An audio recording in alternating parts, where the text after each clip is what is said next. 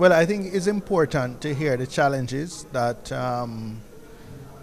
small and medium-sized persons are having in conducting business. What is encouraging is that I think the policies that we implemented in our last term in office are beginning to bear fruit. In particular, in South St. Elizabeth, it was encouraging to hear people speak of the expansion of areas like Junction, the reopening of Alpart, which started during our time, the negotiations to bring it to fruition, but you now have the beginning of operations, and I think that is having a lot of linkages with the local communities, with employment, with supplies, etc., and that is hopeful.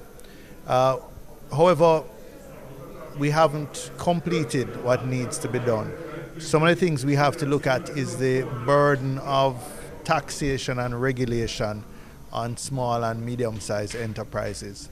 It's just too hard to do business with government. It's too hard to comply with the various regulations. Most of them being driven out of the tax and the various taxes, GCT, statutories, etc. In fact, an accountant, a chartered accountant who is a good friend of mine, estimated that any business with a turnover of less than $3 million per month cannot afford the compliance requirements.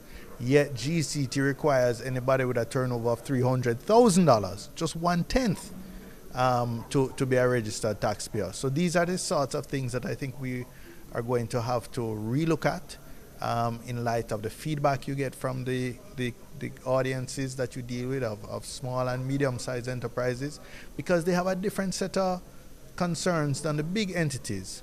You know, the entities represented by PSOJ, by, you know, the sort of Grace Kennedys and the Mussons and the Wysincos, the big companies, they can afford to have a department to engage with government bureaucracy. A small or medium-sized business with 8 or 10 employees cannot afford to have a supervisor or manager tied up for days trying to work their way through government bureaucracy.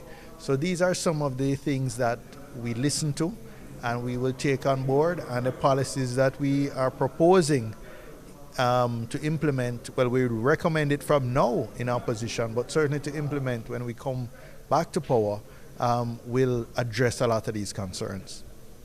This evening we met with a group of business persons from Southeast St. Elizabeth. It's part of our outreach, and in particular the party leaders' outreach, to understand what the issues are that are affecting the business community, for us to listen, to hear the concerns, and for us to understand and to make representation on behalf of business persons across the length and breadth of the country. So we were able to hear, we have listened, we have taken note, and we'll be representing those interests vigorously so that we can improve the business environment generally within the constituency. The People's National Party, there are various things that we have been doing since the new leader took over last year. One is to work on our national platform. In terms of the opposition, there's been a change in the spokesperson's council. There's now a new shadow cabinet. We have been having meetings of the shadow cabinet to set our policies and to set the platform that we're going to utilize moving forward. But at the same time, the organizational level, we've been going throughout the constituencies across the island, meeting with the organizations. The party leader has been really reaching out along with the leadership of the party to reorganize, re-energize, rebuild the party.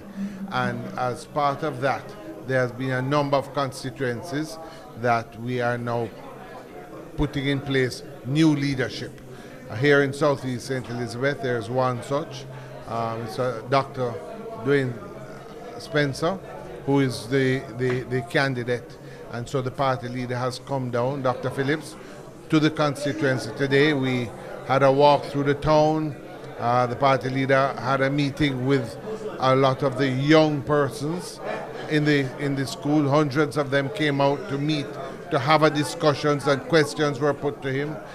We walked through the town afterwards, and now we're at a meeting with the business sector, and they were now going to move on to a bigger rally at which the candidate will be officially presented to the people of the constituency as their new standard bearer.